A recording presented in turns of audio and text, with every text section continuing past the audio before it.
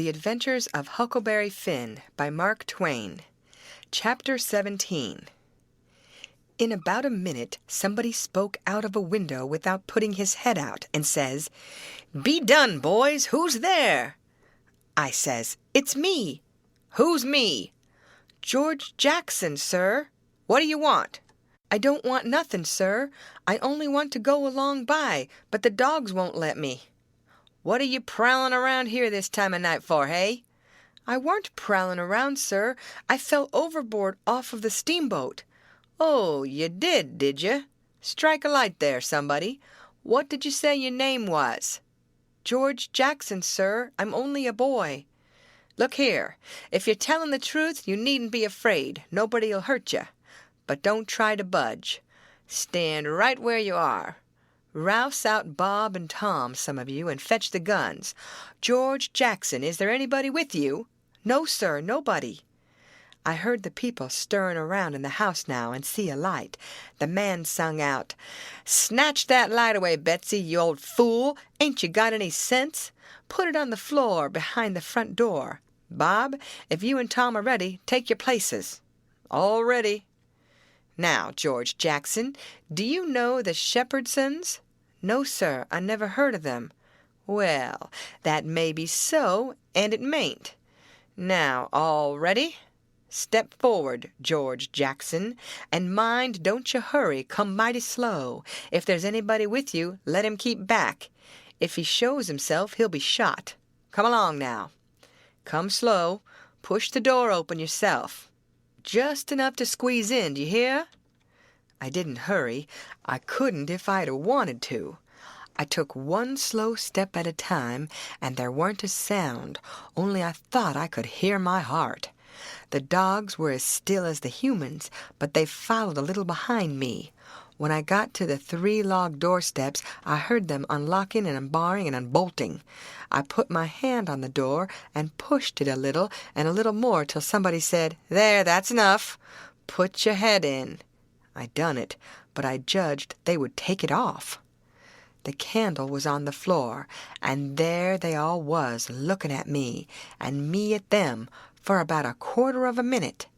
3 big men with guns pointed at me, which made me wince, I tell you.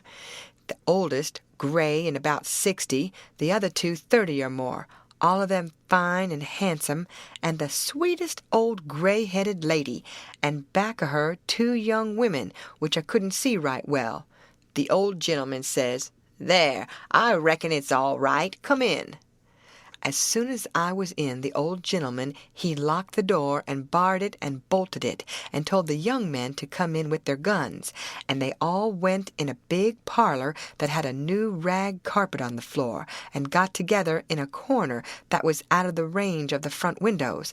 There weren't none on the side. They held the candle and took a good look at me, and all said, "Why, he ain't a Shepherdson.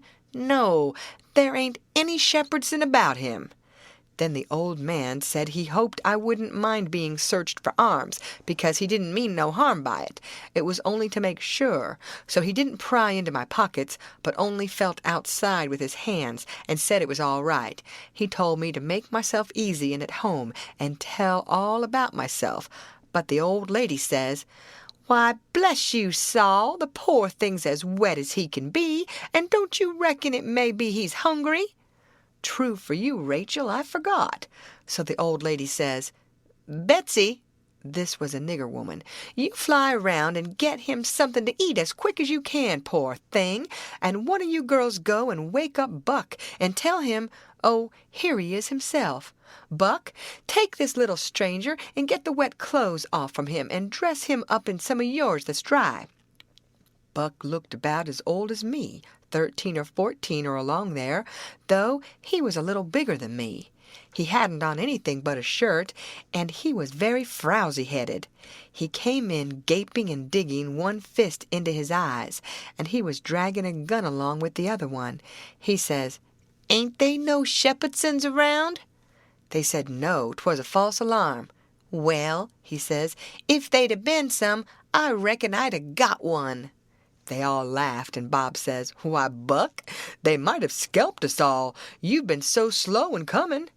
Well, nobody come after me, and it ain't right I'm always kept down. I don't get no show. Never mind, Buck, my boy, says the old man. You'll have show enough, all in good time. Don't you fret about that. Go along with you now, and do as your mother told you. When we got upstairs to his room, he got me a coarse shirt and a roundabout and pants of his, and I put them on. While I was at it, he asked me what my name was, but before I could tell him, he started to tell me about a blue jay and a young rabbit he had catched in the woods day before yesterday, and he asked me where Moses was when the candle went out. I said I didn't know. I hadn't heard about it before, no way. Well, guess, he says. How am I going to guess, says I, when I never heard tell of it before? But you can guess, can't you? It's just as easy. Which candle, I says. Why, any candle, he says. I don't know where he was, says I. Where was he? Why, he was in the dark. That's where he was. Well, if you knowed where he was, what did you ask me for? Why, blame it, it's a riddle, don't you see? Say, how long are you going to stay here? You got to stay always? We can just have booming times. They don't have no school now. Do you own a dog? I've got a dog, and he'll go in the river and bring out chips that you throw in. Do you like to comb up Sundays and all that kind of foolishness? You bet I don't, but Ma, she makes me. Confound these old britches. I reckon I'd better put 'em on, but I'd rather not. It's so warm. Are you all ready? All right, come along, old hoss. Cold corn pone, cold corned beef, butter and buttermilk. That is what they had for me down there, and there ain't nothing better that I've ever come across yet. Buck and his ma and all of them smoked cob pipes, except the nigger woman, which was gone, and the two young women. They all smoked and talked, and I eat and talked. The young women had quilts around them, and their hair down their backs. They all asked me questions, and I told them how Pap and me and all the family was living on a little farm down at the bottom of Arkansas, and my sister Mary Ann run off and got married, and never was heard of no more, and Bill went to hunt them, and he weren't heard of no more, and Tom and Mort died, and then there weren't nobody but just me and Pap left, and he was just trimmed down to nothing on account of his troubles. So when he died, I took what there was left, because the farm didn't belong to us, and started up the river, deck passage, and fell overboard, and that was how I come to be here. So they said I could have a home there as long as I wanted it. Then it was most daylight, and everybody went to bed, and I went to bed with Buck, and when I waked up in the morning, drat it all, I had forgot what my name was. So I laid there about an hour trying to think, and when Buck waked up, I says, "Can you spell, Buck?" "Yes," he says. "I bet you can't spell my name," says I. "I bet you what you dare I can," says he. "All right," says I. "Go ahead." Georgejackson.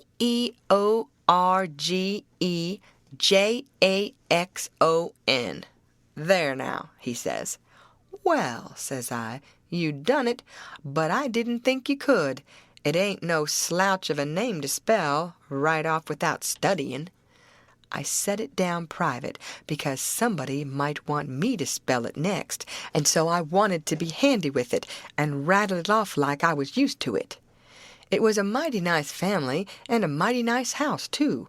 I hadn't seen no house out in the country before that was so nice and had so much style. It didn't have an iron latch on the front door, nor a wooden one with a buckskin string, but a brass knob to turn, the same as houses in town. There weren't no bed in the parlor, nor a sign of a bed, but heaps of parlors in towns has beds in them. There was a big fireplace that was bricked on the bottom, and the bricks was kept clean and red by pouring water on them and scrubbing them with another brick. Sometimes they washed them over with red water paint that they call Spanish brown, same as they do in town. They had a big brass dog irons that could hold up a saw log. There was a clock on the middle of the mantelpiece, with a picture of a town painted on the bottom half of the glass front, and a round place in the middle of it for the sun, and you could see the pendulum swinging behind it. It was beautiful to hear that clock tick, and sometimes when one of these peddlers had been along and scoured her up and got her in good shape, she would start in and strike 150 before she got tuckered out. They wouldn't took any money for her. Well, there was a big outlandish parrot on each side of the clock, made out of something like chalk and painted up gaudy. But one of the parrots was a cat made of crockery, and a crockery dog by the other, and when you pressed down on them they squeaked, but it didn't open their mouths nor look different nor interested. They squeaked through underneath. There was a couple of big wild turkey wing fans spread out behind those things.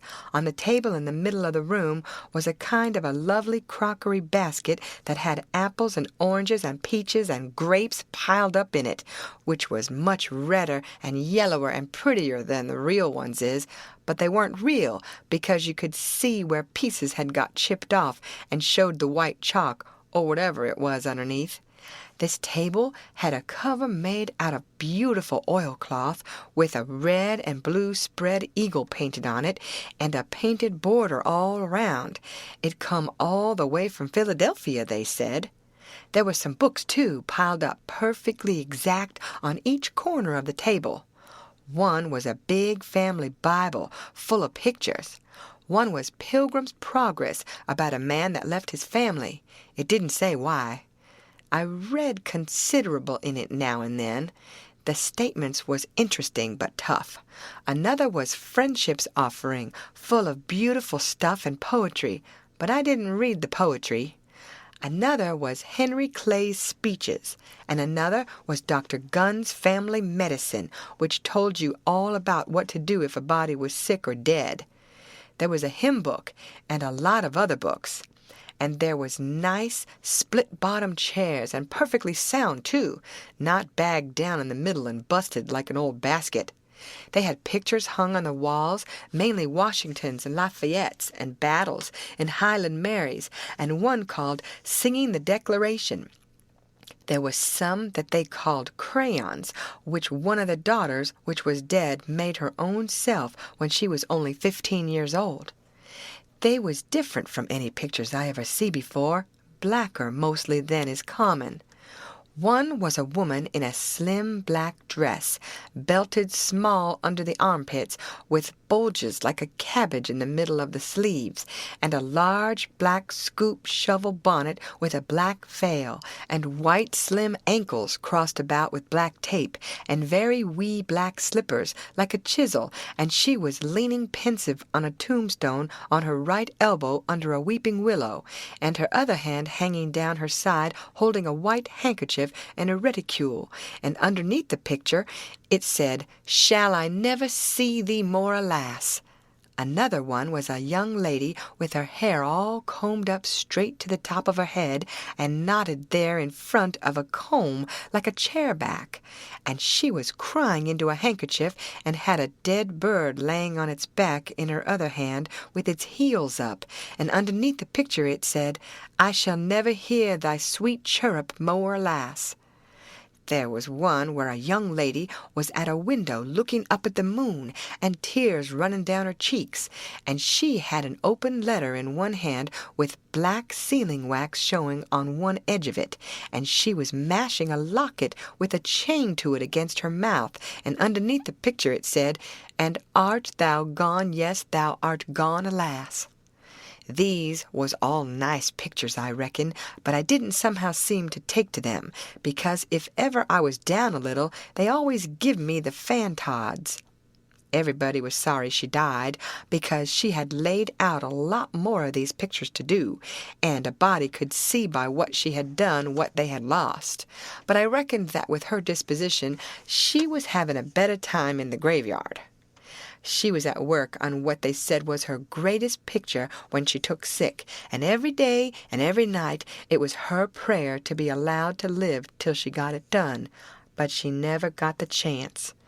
It was a picture of a young woman in a long white gown, standing on the rail of a bridge, all ready to jump off, with her hair all down her back, and looking up to the moon, with the tears running down her face, and she had 2 arms folded across her breast, and 2 arms stretched out in front, and 2 more reaching up towards the moon. And the idea was to see which pair would look best, and then scratch out all the other arms. But, as I was saying, she died before she got her mind made up, and now they kept this picture over the head of the bed in her room, and every time her birthday come, they hung flowers on it.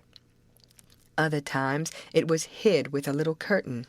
The young woman in the picture had a kind of a nice sweet face, but there were so many arms it made her look too spidery, seemed to me. This young girl kept a scrapbook when she was alive, and used to paste obituaries and accidents and cases of patient suffering in it out of the Presbyterian Observer, and write poetry after them out of her own head. It was very good poetry. This is what she wrote about a boy by the name of Stephen Dowling Botts that fell down a well and was drowned. Ode to Stephen Dowling Botts, deceased. And did young Stephen sicken?